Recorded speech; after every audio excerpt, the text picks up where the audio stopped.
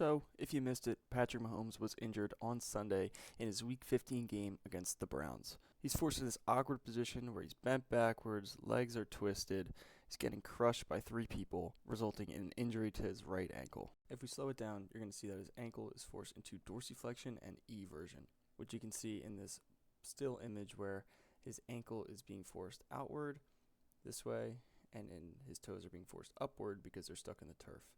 And you can see that through his knee, right? His knee is pointing forward, ankle is out and up. The most common injury we'll see with this mechanism is a high ankle sprain.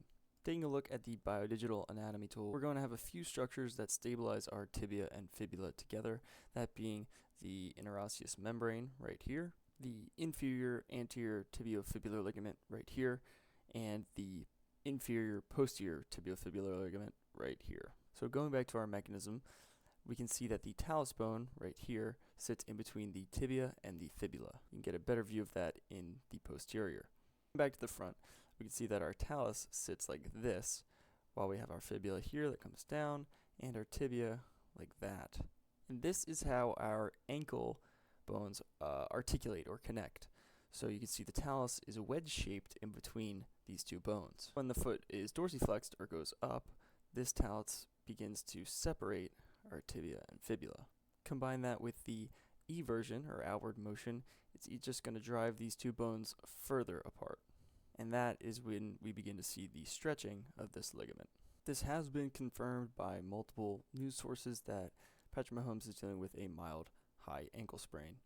It was also reported that the x-rays on his ankle were negative, and Andy Reid has even said that Mahomes will be day-to-day. I was able to find this clip of one of the Chiefs athletic trainers taping over Mahomes' ankle and cleat. This is typically known as a spat or spatting the ankle. So her goal with this taping is to apply compression to the tibia and fibula, acting as the ligament that is injured here, and lock the heel in place to reduce ankle movement.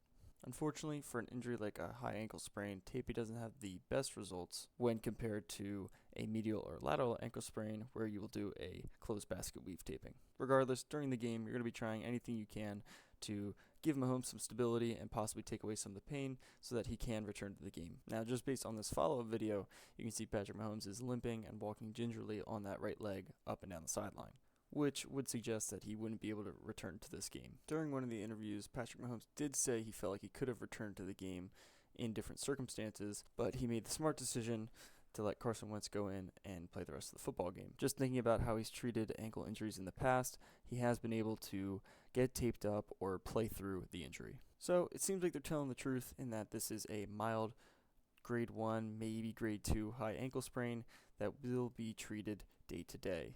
If he is able to, I would expect Patrick Mahomes to at least play 2 out of the 3 remaining games to at least secure the first seed.